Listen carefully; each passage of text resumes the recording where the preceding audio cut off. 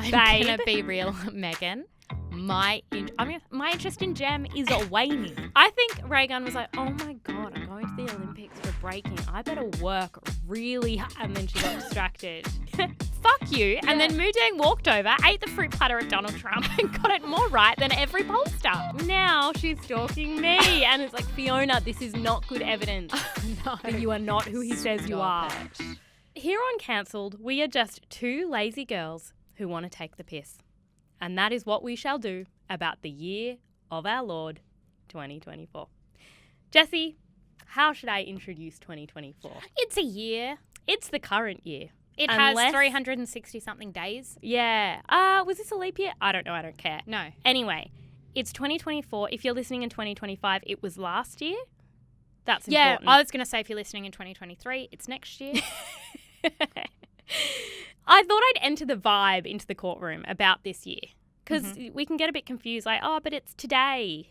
It's this month. Well, no, let's get a more holistic view of this year. Yeah. So to do that, I thought I would bring in the words of the year according to various dictionaries. I thought you were going to say it started on sort of 1201 Jan 1 and then like the middle was around kind of beginning of July. Yeah. And now we're here. Yeah.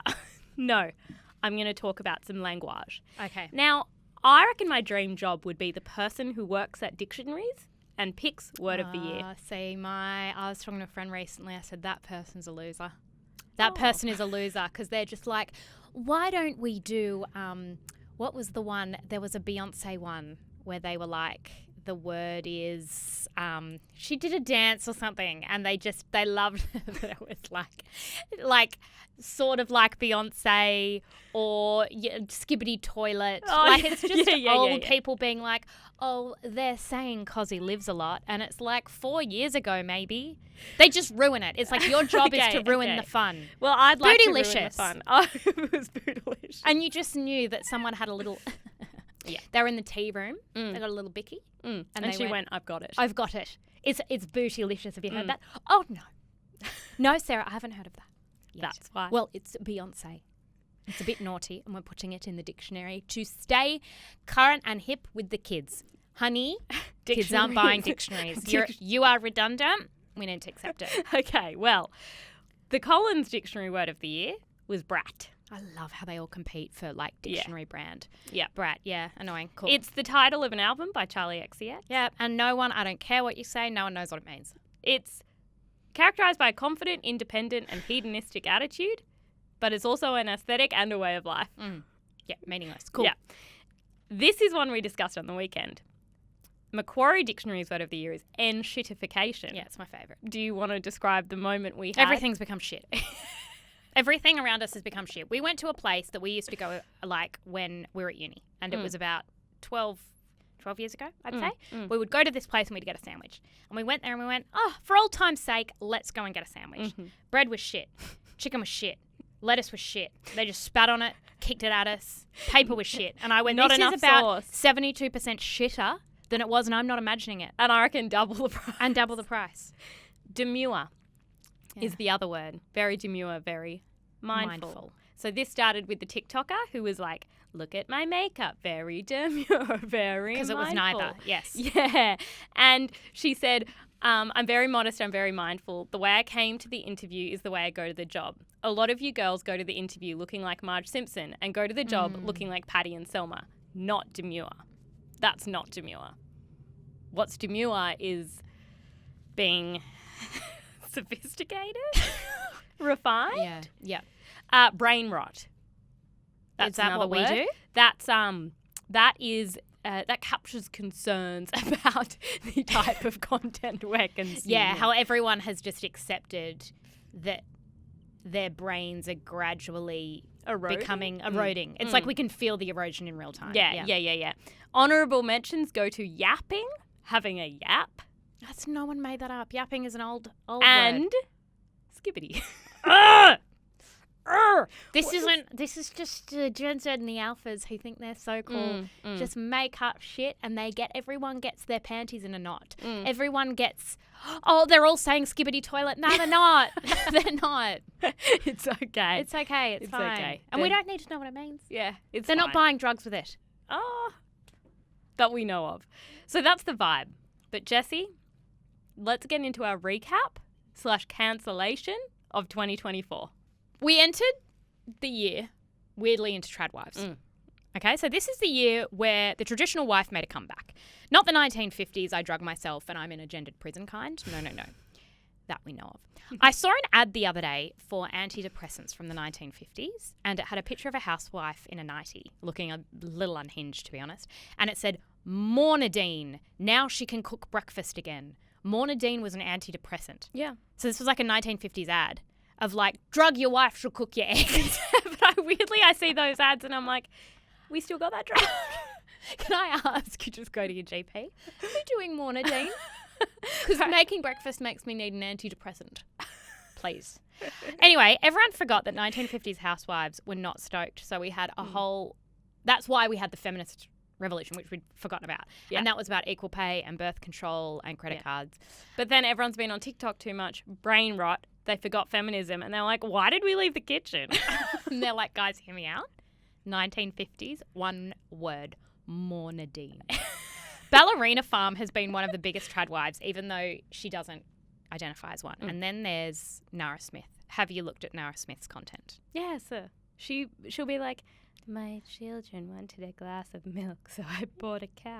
And then I started milking that cow, but then my child didn't want that milk, so I made a cake from scratch. And I'm like, Nara, honey, you got to get some hobbies. Okay, so Nara whispers while she makes like a rice dish and a ball gown. That's her aesthetic. I saw recently she did a what my toddler eats in a day vid. Oh, love. And I went, we all need ideas. We need some creativity. So I thought I'd share with you. And it's like how much yogurt is appropriate. Yeah, that's the only question ever. It's like, is 3 pouches too many for breakfast? Okay, this is what she did. Apple kapow. I have question marks because I'm like, is that a cereal? It's not. It's not like Cocoa Pops kapow. I love Cocoa emphasize that enough. Pumpkin pancakes. No, that's silly. Pumpkin for breakfast. It's heavy. Not appropriate. Toddler wouldn't like that. Tea. I don't know if she was like, my toddlers love tea. And I was like, is this a joke? Can you imagine my baby drinking tea? Being like, I'll have a tea. She'd go, hot! Too hot. I drop her glass. Then she did like a mid-morning cheese board. Oh. And she did cheese, salami, pistachios, and it's always a fruit I've never heard of. It's never like a banana or an apple. It was like a platter. And I don't know where I went wrong, but if I put a platter out for our little girls, they would pick up the most highly pigmented fruit and they would smoosh on the couch. Yeah. They would go to the rug. They would push it in. And then they'd throw said platter at each other. Yes, exactly right. And none would go in the mouth. I don't know if they're meant to sit around the grazing board and have a chat with a glass of wine. Go, we'll just crack open this pistachio. Is that what we're doing? Because the fine motor skills of your baby ain't up to scratch. Lunch, lentil soup with kale. All right. If someone offered me that for lunch, I'd cry. For dinner, something quick and simple. Coconut milk poached cod. What? I don't understand. Coconut milk. That means she bought a coconut and milked it. Yeah, she milked it with its teat. Yeah. When I make something quick, it is a can of baked beans. Yes. Yeah. Room temperature. Here's a spoon. Actually, I don't give her a spoon. She fists it. Anyway, the philosophical question of the year is why we became addicted to tradwives. And the answer is because women are very tired and they think it would be lovely to live on a farm, bake a cake, and let's be honest, have an 11 a.m. nap. Because that's what we imagine Nara's doing. Yeah, that's what I think about the tradwife life. But you know things are bad for women when we're fantasizing about oppression. Things are not good. The 1950s fantasy also came with shit husbands you couldn't leave because you had no money. So things were not ideal for women. No. But the tradwife trend does continue. Okay, well, the other thing that happened early in the year, in February, was Barnaby Joyce got drunk in a planter box. Yep.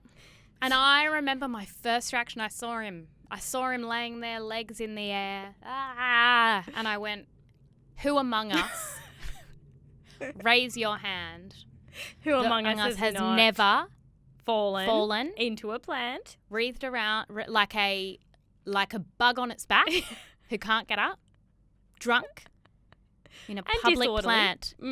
I remember once, and I'm not saying this is a good thing because I was overseas and I wasn't tracking my alcohol consumption. But someone had to carry me home and I was put in a planter box at one stage because it was steady. And he put me down because he had to readjust. And he went, I'll put you in the planter box because at least then I know where you are. Well, that was your husband. Yeah. Well, it's a quiet Canberra street. Barnaby Joyce had been chatting on his phone. Then he was simply sitting in the planter box when he fell off. And he did say to media, if I had known someone was there with a camera, I would have got up quicker. In the video, he's swearing, he's saying all sorts of things. His behaviour was taken seriously in some corners, with headlines like Barnaby Joyce's drunken behaviour raises questions about political culture and double standards in Canberra. Because I guess you're a public... you're... Nah. I don't know. Again, glass houses. It is, yes. It is an Australian right to have our moments. Our moments, yes. I think he said, and this is a classic, I've pulled it, you've pulled it, he was on a medication. Yeah. Yeah. And then you lose track. Yeah, but that's the excuse that you use. Yeah, You go, yeah. oh, I've just... It interacted with the medication. It interacted, you know, about interactions. And doctors are like, what? The Chaser ran a satirical story. Former Deputy PM Barnaby Joyce denies being too drunk while lying on a Braddon sidewalk. This is the most sober I have ever been while in Canberra. Barnaby. At the end of February, the Willy Wonka Experience. Wonka. Held in Glasgow. It was advertised as the place where chocolate dreams become reality.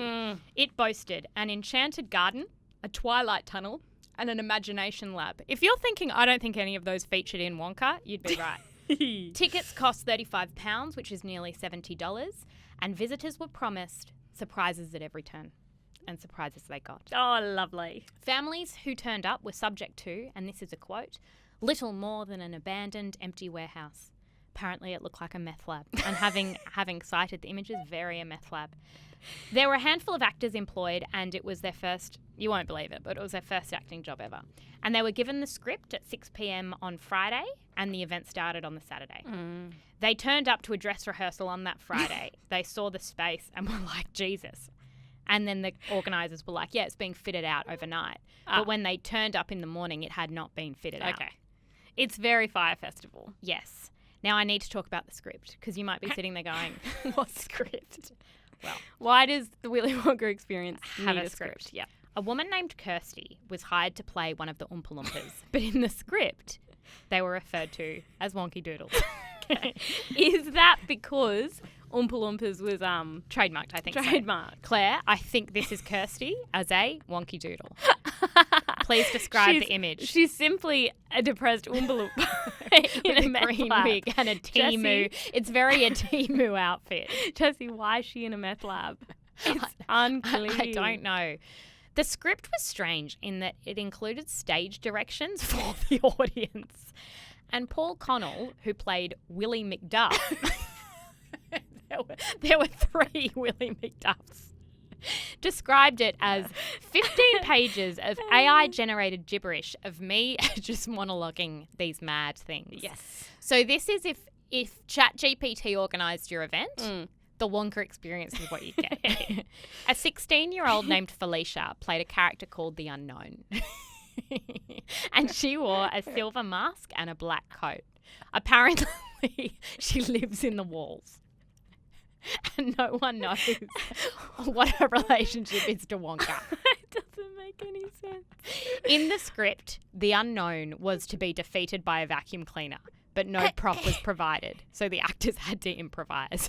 Apparently, the Unknown really frightened the children.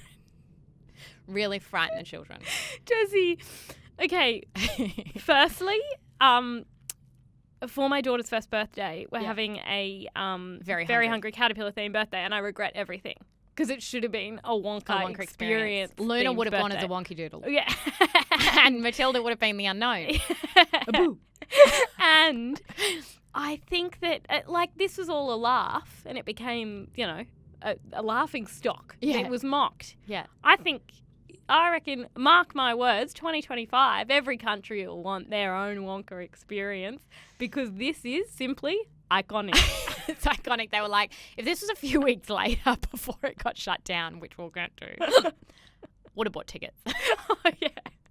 Absolutely. Employees were told to give each child 2 jelly beans and a quarter of a cup of lemonade, but then they ran out. After the first few performances, the actors were told to abandon the script and just tell the guests to walk through the venue, which took them maybe 2 minutes. The unknown character was now scaring children for no reason, given that she had no discernible role. By the end, this Paul Connell said the threat of violence was high, tempers rose, and the police were called. To the Wonka Experience. Highlight of 2024. Okay, moving on to also in February, Taylor and Travis at the Super Bowl. Taylor Swift went to support her boyfriend, Travis Kelce, who was playing in the Super Bowl for the Chiefs. I think so. I think it was playing for the It was on in the office for the first time because we were just wanting to spot Taylor. Yeah. And there were 2 moments from this that I haven't stopped thinking about, right? I mean, Super Bowl, yay, performances, whatever. Was it that first touchdown? Absolutely not. Taylor Swift was in the crowd, like, chugging beer. Blake Lively was next to her, looking very out of place. Hair. Yeah. She was just very done for an NFL game. The 2 things I can't stop thinking about. 1, after Travis Kelce's team won, Taylor embraced him. And there's a video where you can hear what they're saying to each other. And he says, "How are you here right now?" And she says, "Jet lag is a choice." I think about that every day. Every day I think, is jet lag a choice? Jet lag is not a choice. I don't think it's a choice. Jet lag is... Because I think generally with tiredness. I tiredness a love choice? Taylor Swift, but I'm about to say something. What? Jet lag might be a choice when you've got a private bed. You've got a private jet and maybe a double bed. Yeah, okay, true. Very, very true. But I also think something about her work ethic. Maybe jet lag is a choice. Maybe we're all lazy. Maybe it is a choice. It's like when someone said that we all have the same hours in the day as Beyonce, and I got really defensive, and I was like, no, we don't. But I think we do. I think we do. Jess, the other bit I can't stop thinking about. I honestly think about this way too much. Travis chanting Viva Las Vegas. Oh, that was so while icky. holding the trophy.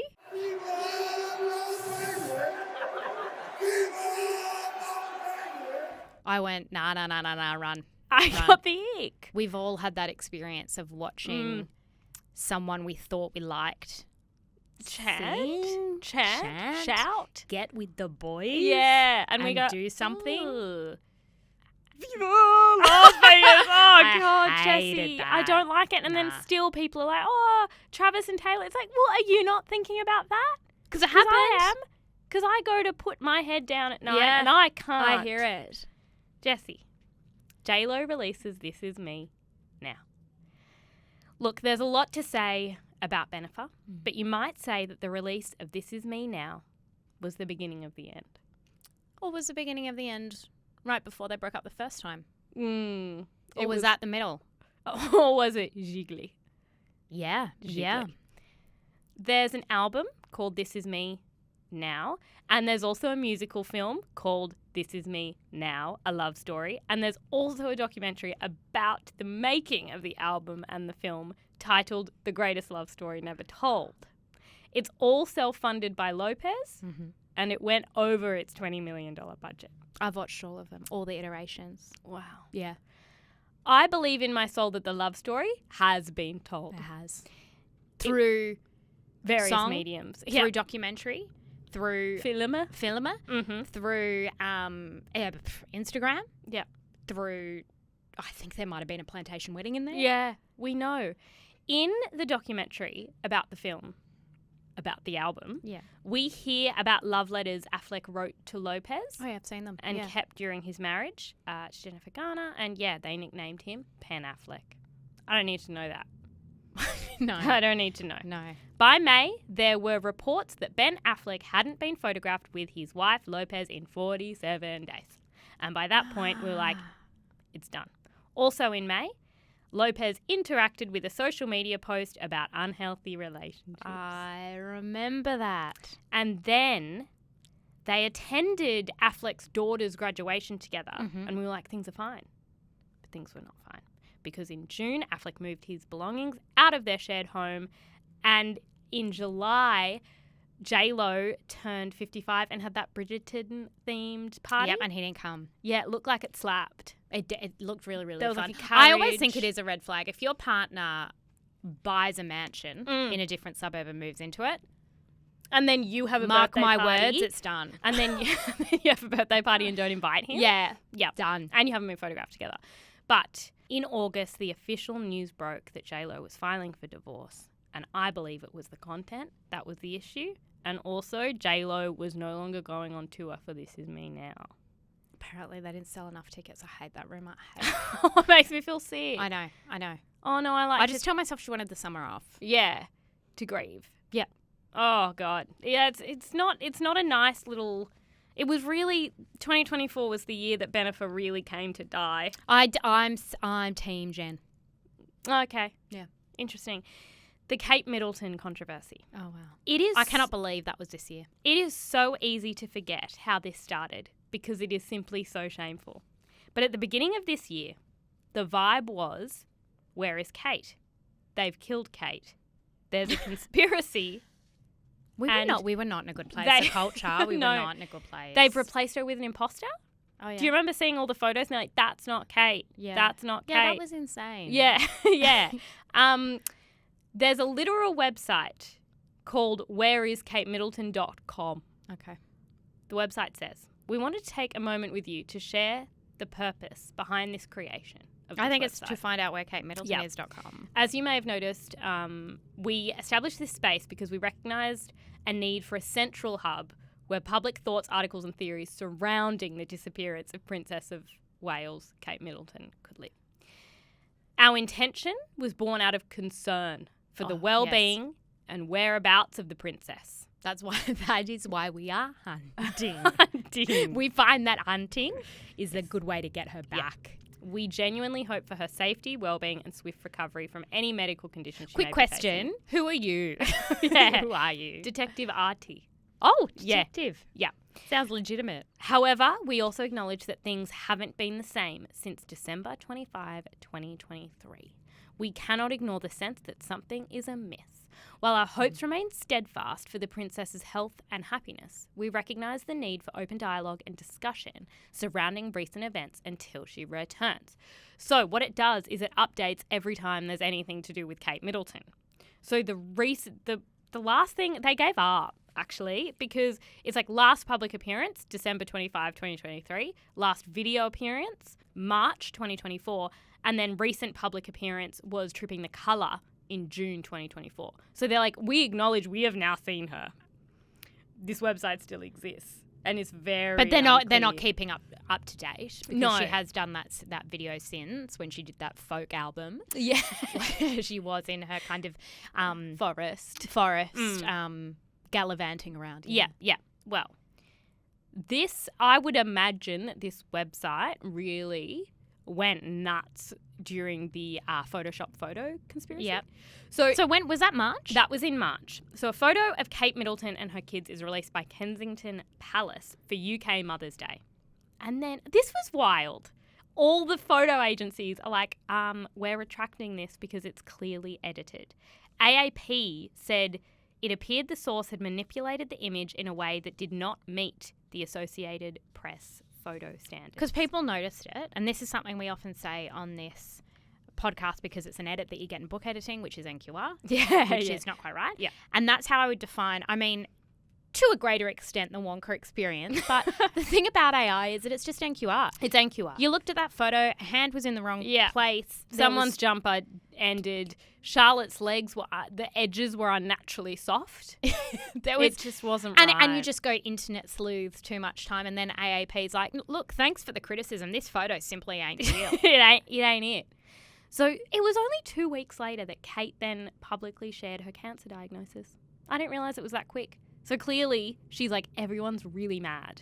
I've got to come clean. I've got to tell them. So she announced that they had found cancer when they did this surgery in January.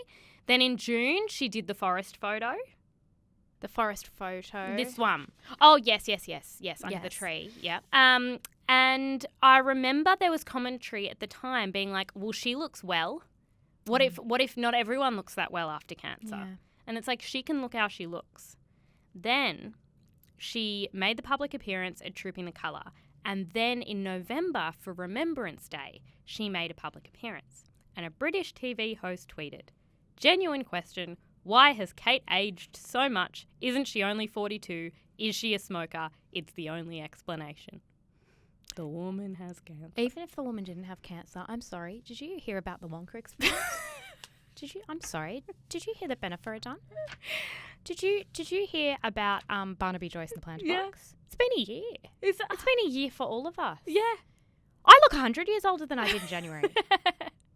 And Kate's actually been through some shit. Kate has been through some shit.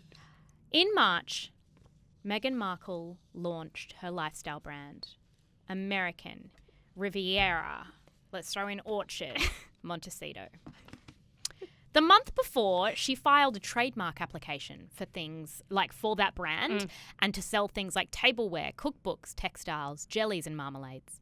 We're very excited. It seemed lovely, a bit goopy, a bit Martha Stewart. But we've said it once and we will say it again that Meghan loves announcing a project.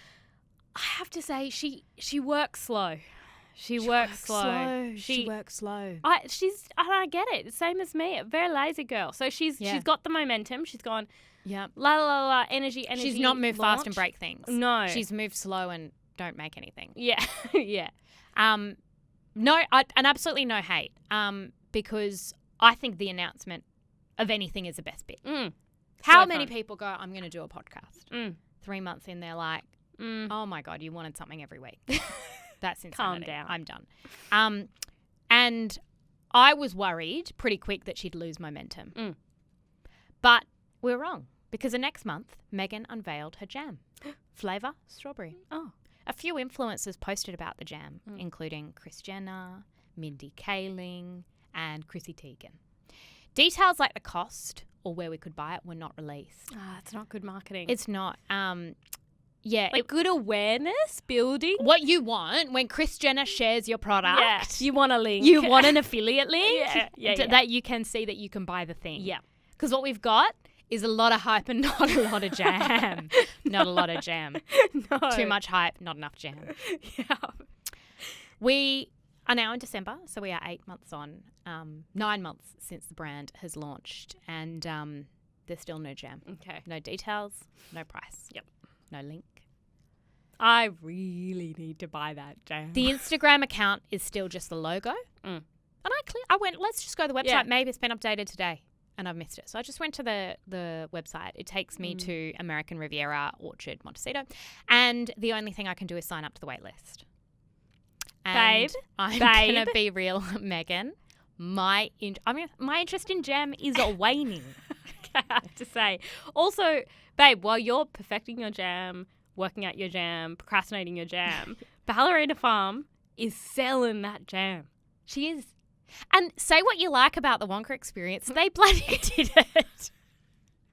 They bloody delivered. You know, was it imperfect? Yeah. Don't let done be the enemy of perfection or something. Don't let perfection be the enemy of good. Don't just do it. Just do it. Just do the jam. Apparently what's happened is there is an issue with the trademark in that American Riviera is a place and you can't trademark a place. And there's an issue with the font. That's just something you could have worked out before you announced it. I agree. Anyway, speaking of, well, you know who's the anti, think twice? Whoa. Measure twice, cut once. Yeah, you know who's anti-measure twice, cut once? See, all Meghan does is measure. Yeah. All this person does is cut. And that is JoJo Siwa, who became the self-proclaimed CEO of gay pop. This has been the year of JoJo Siwa, as solely fueled by JoJo Siwa herself. In April, on January 1, she's like, this will be the year of JoJo Siwa. No one got on board. But she committed to it. For her, she's like, been a great year. She released her debut single as a grown-up artist, Karma. Not only is the song appalling, The film clip is really weird. But it's not good on the ankles. It's very stompy. It's so stompy, the dance. Promoting the single, she said in an interview with Billboard, I want to start a new genre of music. It's called gay pop. And that upset people a lot because they're like, gay pop's been around a very long time. Then she went on Call Her Daddy. She wore a ridiculous hat and she just hasn't left. She's just constantly, I'm launching, I'm on TikTok. Oh, she's in Oz. Yeah, she's just been in Australia. Came visited. That's where all her fans are. I was somewhere at drinks with a few friends the other night and they were going to an event afterwards and they were like, legend has it JoJo's going to be there. Oh, I have no doubt. And it was a local event. I have no doubt. And then they were like, no, as if JoJo would go there. And I was like, that's the sort of thing she'd do. We're meeting friends this Arvo. Yeah. JoJo could be there. If she's still in the country, she's there. If JoJo was there, I'd be like... Name a place JoJo isn't. Well, do you also remember on TikTok, she thanked Beyonce at the award show? Yeah. And then everyone was like, JoJo's missing after she thanked Beyonce because she nodded to that conspiracy theory. Mate, and I'm like, she's down the road. She's not missing. She's still posting. Jessie, these are two just little descriptions of JoJo's energy in 2024. Okay. I once read a post that said JoJo Siwa is an amalgam of every character Melissa McCarthy has ever played, which is very true. She's very slapstick. She's very silly. Yeah. I predict, oh my God. No, this is the best prediction I've ever read in my whole life. You know, ins and outs for 2025? Yeah. This is at the top of my in. Yeah. JoJo Siwa will join the WWE. I can see it. She was made for WWE. She's a performer. And she'll be a heel. Because there's a hero and a heel. The heel is the villain that everyone hates and roots for like Hulk Hogan to, you know, go. Yeah. And she'll be wearing leather and she'll be dancing to Karma and and everyone will be like, boo. And she'll be like, I love this. Jessie, Baby Reindeer and the Piers Morgan interview. One of the biggest shows of the year was Baby Reindeer, a British black comedy drama thriller TV miniseries. That's too many. It's too many genres. Why do we need to describe things in so many words? But it was created by and starred Richard Gadd. It was adapted from his autobiographical one-man show. It won 6 Emmys, and it follows Donnie, a very unfunny comedian who's trying to make it, and his experience being stalked by Martha. It's a brilliant show, but plot-wise, Donnie eventually reports Martha to the police for stalking, violence, and threatening his parents, and she's arrested and she serves 9 months in prison.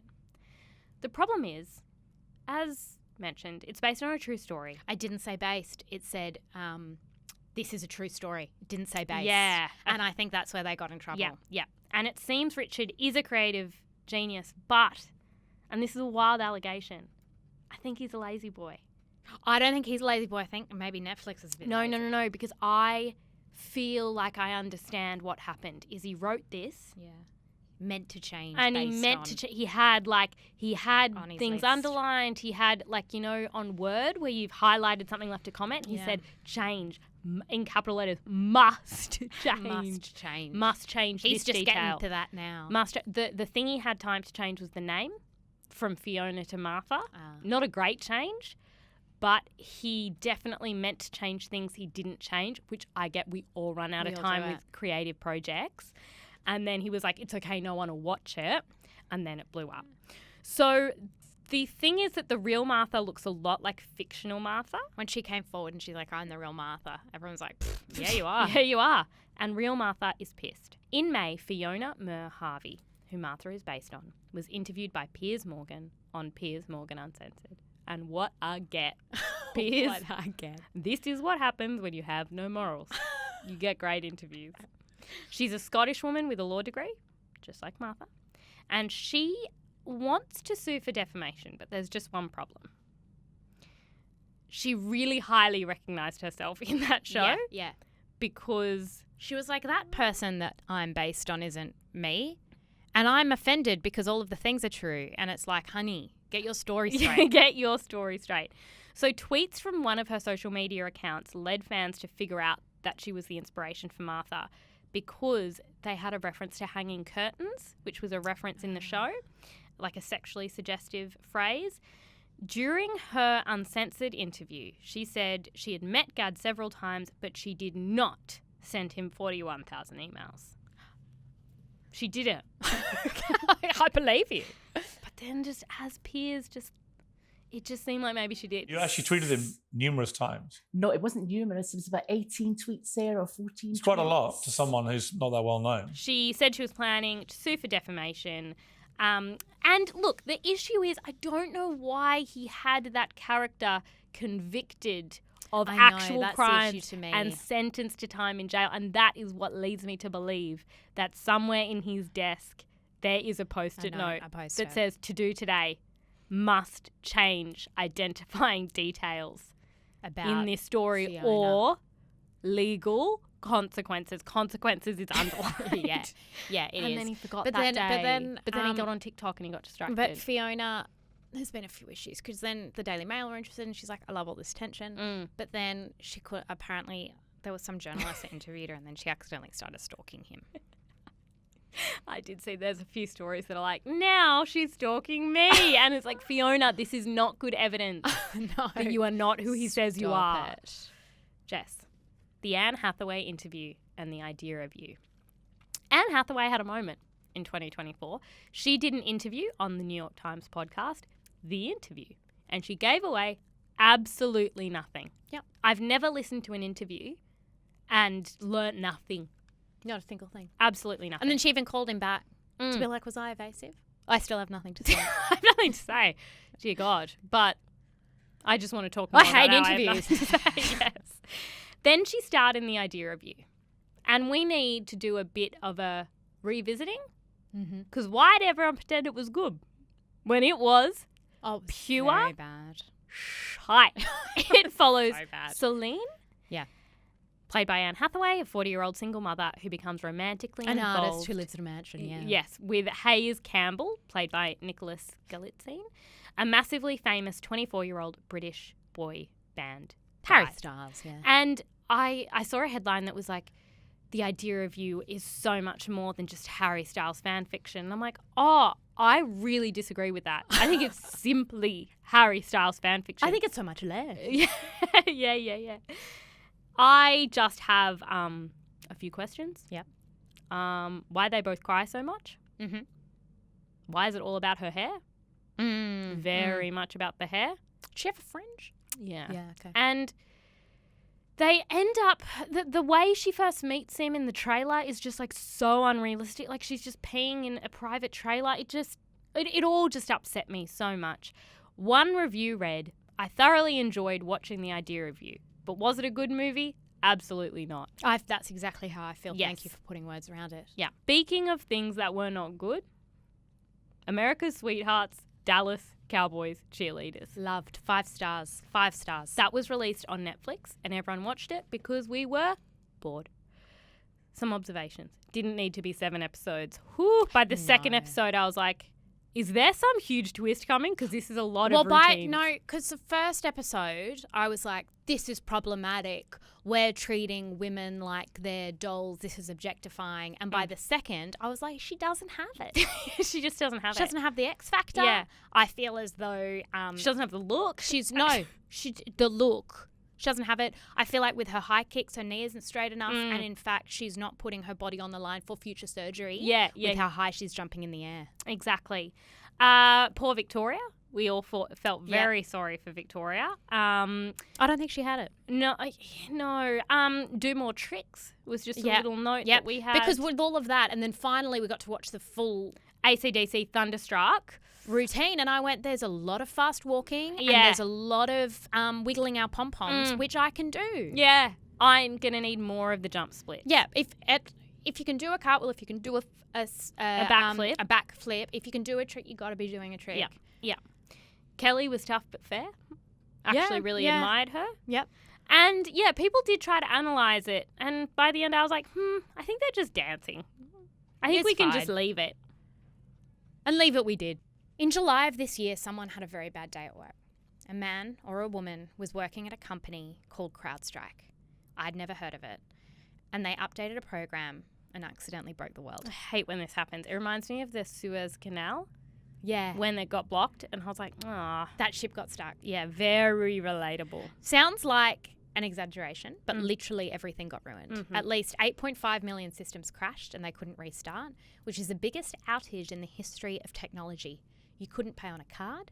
Airport systems were down, so they couldn't check you in for flights. Internal systems in hospitals were impacted.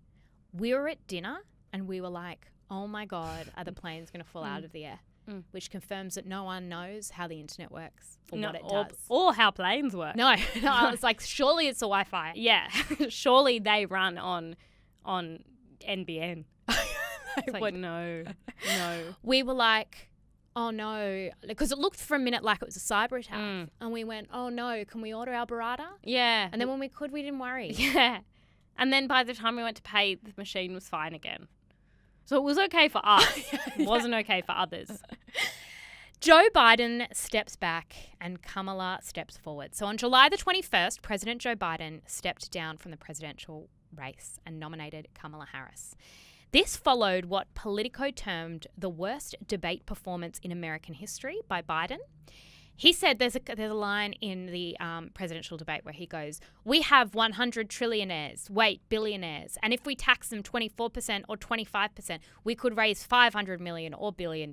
I think that's very where Joe Biden was at. And I don't say that critically because Trump's been there for a while. Yeah, he lives there. He also said, making sure that we're able to make every single solitary person eligible for what I've been able to do with the COVID, with dealing with everything we had to do with, look, if we finally beat Medicare. And at that point, the convener of the debate stopped him. Okay. Because even Trump looked embarrassed. Yeah. Take the man out of his misery. Trump went, it's fine. There Just was leave it. a video where it looked like Biden was speaking to someone who wasn't there. There was another one where he love kind of got those stuck videos. on stage I and love he froze. I love the videos. I don't know if they're real. I don't know if they're out of context. But the videos where he turns to an air and extends his hand to shake, they give me a lot of joy. So Biden was 81 when he stepped down, and Harris, who was 59, began her campaign. That's when Charlie XCX did the whole brat Kamala thing. is brat. And it looked like we were all preparing to potentially see a woman becoming the president of the United States for the first time. Yeah. Yeah. Yeah, it did look like that, didn't it? We should also mention that earlier in the year there was an assassination attempt on Donald Trump. Yeah. Yep. And I have to say, when I think back, it was the moment where he had the bleeding ear, he had his arm in the air, and the American flag was blowing in the wind behind him that I went, This man's a genius. I think he's got it. I think he's got it in the bag. I think he's got the election. The Olympics started in late July. And luckily, we were still high off Dallas cheerleaders. So we were like, we're here for elite athletes. Yeah, and Simone Biles was like, you bitches want to watch me fly? Literally fly? Yeah. Yeah. And we were like, Yeah, I do. We'll More be tricks. turning the TV on. Snoop was there. He was at every event. He was front and center. And unfortunately, he was in attendance at the first breaking competition in Olympic history. Oh, no. It was Saturday morning, Australia time, when one of our brothers messaged us and said, I'm going to need you to look up the Australian breaking because this moment is about to go viral. And we watched that performance and went, yes. Yeah. The world is going to need called to communally process this. Okay? Yeah. Australia isn't known for its breaking. Mm-mm. If we have great breakers, respectfully, don't look like Raygun. Mm. She didn't do anything that required any skill. Mm-mm. Maybe the headstand. And because of that, she did not earn a single point. No. It looked like a seizure. Mm. People went through the 7 stages of grief. We were sad, and then we were embarrassed, and then people got really angry. And I was like, I think Raygun knows it wasn't good. No. Let the woman live. Yeah. Adele couldn't get through her concert without bringing it up. And we talk a theme of this podcast, lazy girls. Raygun patron saint. I think Raygun was like, oh my God, I'm going to the Olympics for breaking. I better work really hard. And then she got distracted. And then she turned up and was like, ooh, kangaroo. And I think, who among us hasn't thought, I'm going to do something really hard, but you know what? I think I'm going to wing it, and I think it's going to go really, really well, actually. I think sometimes when you wing it, I'm good under, but there's the lies we tell ourselves. I'm good under pressure. Yeah. I'm better the less I prepare. Yeah. You can over-prepare, and I think the others have over-prepared. You can overwork a breaking routine. I've got to be really in the moment and just react to what's in front of me. I've got to, like, absorb the energy of the crowd. Yeah. I also think maybe she put on that outfit provided by the Australian Olympic team, and she went, there ain't no good way to... There isn't a way to make this routine look good while I'm wearing this outfit. Yeah, I don't think the hat had to stay on. It didn't, because you don't need sun protection when you're on your head. Some of my favourite reactions were pictures of Raygun, and it said, what my nephew does after telling us to watch this. And she's simply laying sideways on the ground. The possum in my backyard when it sees my dog, and it's doing a little bit of a kick. Yeah. And also, when we said every Olympic event should include one average person for reference, it was meant to be a joke. But then we got a Raygun. Raygun didn't get a 1 point. No. Darling. Then the internet turned on Blake Lively. In August, It Ends With Us was released. And it's based on the best-selling book of the same name by Colleen Hoover. It tells the story of Lily Bloom, played by Blake Lively, and she escapes a rough childhood and meets her seemingly dream guy, Ryle Kincaid. Ryle is played by Justin Baldoni, who was very much in the zeitgeist for a hot minute. But Blake Lively got in lots of trouble because in an Instagram video promoting the movie, which, again, heavily features domestic violence, she said, It Ends With Us is in theatres now, so grab your friends, wear your florals, and head out to see it. People thought this was tone deaf. She was very like, yay, we're pink. Then there was an interview where she was asked a terrible question about, like, it was a very badly worded, confusing question about if people come up to you on the street, how do you want them to tell you about their experiences or something very odd. And she said, like, asking for my address or my phone number, location share? I can location share you. Oh, Blake, wrong tone, babe. Wrong tone. She seemed to be using the publicity around the movie to also promote her other businesses. Which were her hair care and also her cocktails. Yes. Then, of course, an interview was unearthed from 2016 by a Norwegian journalist, Kirsty Fla. And the interview opened with Fla congratulating Lively on her little bump because she was pregnant. It had been announced that she was pregnant. And Lively turned that back on Fla, who was not pregnant, and congratulated her on her little bump. First of all, congrats on your little bump. Congrats on your little bump. And then she got offended about a very benign question about costumes. But then, and this is what always happens, everybody went, oh my gosh, poor journalist, bullied by Blake Lively. Blake Lively's a witch, cast her out, cast her out. But then Kirsty Fla shared another uncomfortable interview with Anne Hathaway. And it was a bit like, babe, why do you keep doing this? Babe, leave him It's alone. like your friend who every workplace, she just goes, every workplace I go, they don't respect me. And it's like, mate, I think you're shit at your job. Yeah. Who among us hasn't sat around a table and gone, shit, you're the one everyone hates at work. Yeah. You're incompetent. Yeah. Like she was upset because she asked Anne Hathaway to answer questions in song, and Anne Hathaway laughed and basically said, I shan't be doing that. I was going to ask you to do the first question in singing. Can I sing it to you and you can sing back the answer? Well, I won't be doing that, but you're more than welcome to sing. And it's like, what self-respect? Actually applauding Anne Hathaway. Moo Deng. Moving on to Moo Deng. Moo Deng, a baby pygmy hippo, went viral in September of this year after being born in July in Thailand. Moo Deng obviously translates to mean bouncy pig or bouncy pork. Moo is the youngest of 7, and his joys include playing with water, doing roly-polies and food. Damn it. It's a she. It's a she. She has been described as the it girl of 2024. So, why so popular? Well, Moo Deng is apparently more playful and energetic than other hippopotamuses. She also has lovely rosy cheeks. But capitalism inevitably ruins everything. There's merch. There's a Moo Deng cryptocurrency. You can get Moo Deng Christmas cards and Moo Deng calendars. Influencers were like, here's how to get Moo Deng's look. Oh, come on. And it's like, speaking of unrealistic beauty standards, now I'm expected to look like a dewy pygmy hippo. Do you want to know how to get Moo Deng's look? Okay, because it's like a grey eyeshadow look Oh. and a really lovely blush. Is it pretty? That's fine. Yeah. Okay. Yeah. Then in November, the zoo posted a video of Moo Deng choosing between 2 fruit dishes featuring the names Donald Trump and Kamala Harris to see who her election prediction was. Do you remember this? Mm-hmm.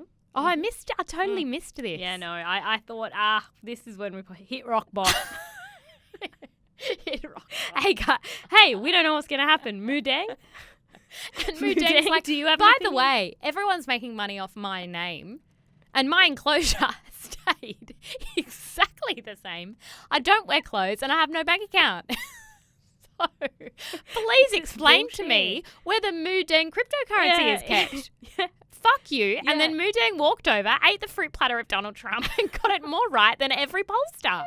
Well, I was thinking earlier this year, I thought if I had unlimited funds, I was like, what would I do if I had unlimited funds? And I thought I'd fly to Thailand, I'd see Moo Deng. No, I would. apparently you can only see Moo Deng for 5 minutes at a time now because people throw things at her. People are the worst.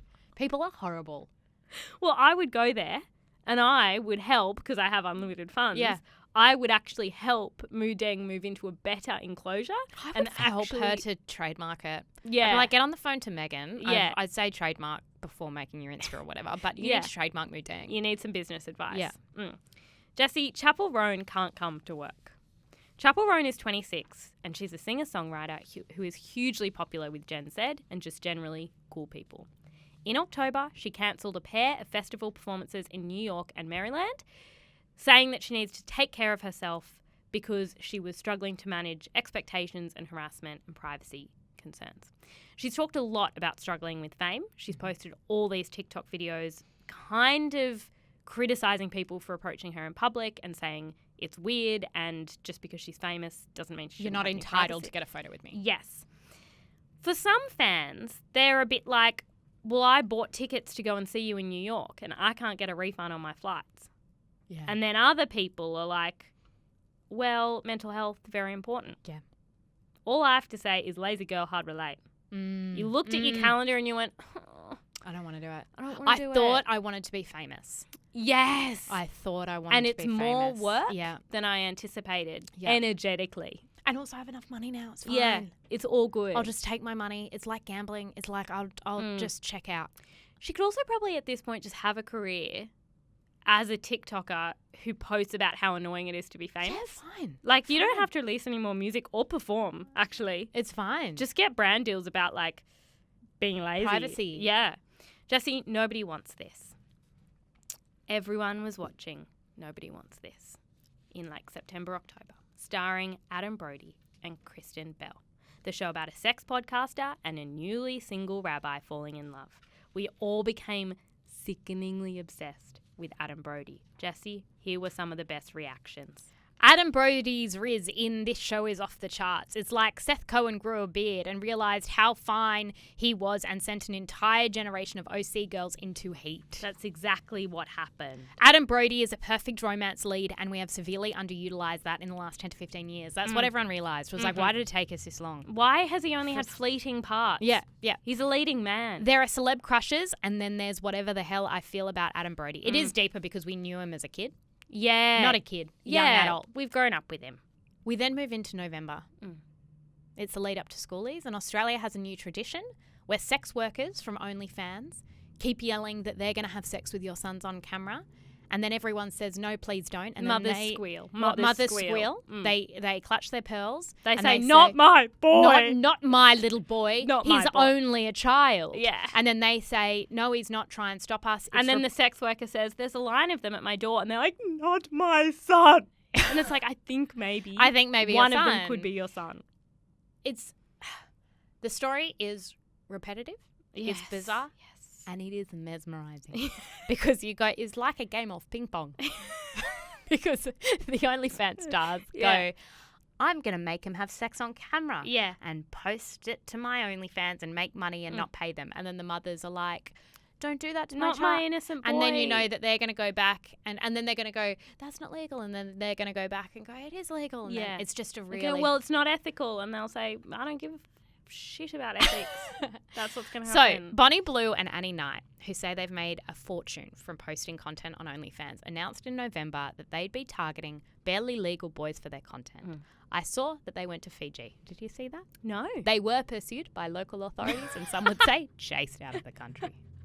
They didn't get to meet any of the boys. Was the publicity worth it? Because, yes, okay, the publicity was great for them. I saw it and I was like, excellent. Your OnlyFans, going off, sis.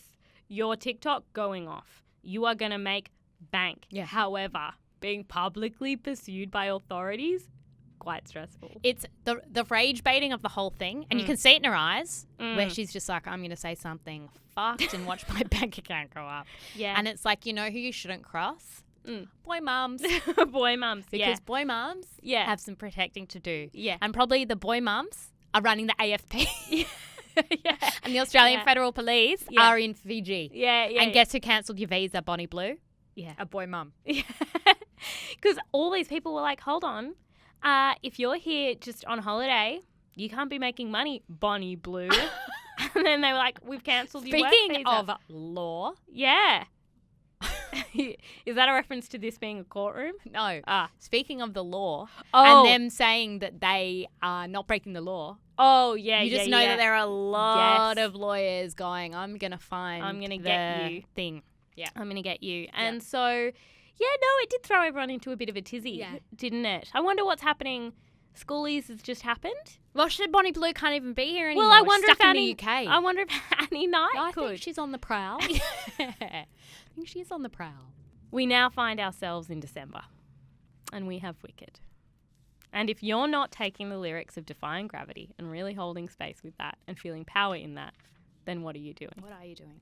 Jess, it's a weird end to the year because it's like very earnest and very, I don't know, the fact that we're all going into a cinema and watching a movie about a green witch and sobbing, does that say something about how broken we are as a species? Yeah, well, yeah. I think we'd all just rather be in Oz. Yeah. Or Munchkinland. Yeah.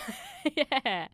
I think we're like, yeah, it's very, and people are reading into it about, you know, the Wizard of Oz being a bit like Donald Trump. And it's like, yeah, I don't know. I think we're just, things aren't good. I think we should, but before we go, I think that we should choose our lazy girl of the year. Because we have a few contenders. Oh, wow. Yeah. We have Raygun, who didn't prep. Yeah. Chappell Roan. We have Chappell Roan. Yeah. We have Meghan Markle, who launched with no follow through. Yeah. Yeah. She did send out 50 jars of jam, but only, I think, 4 people posted. Yeah. That's not a good hit rate. No. At least 40 got And a it was- jar of jam and didn't even post to their grid. And it was a lazy plan. Yeah, yeah. I'm going to go Meghan. Okay. I'm going to go Meghan. I think that we're launching our brands.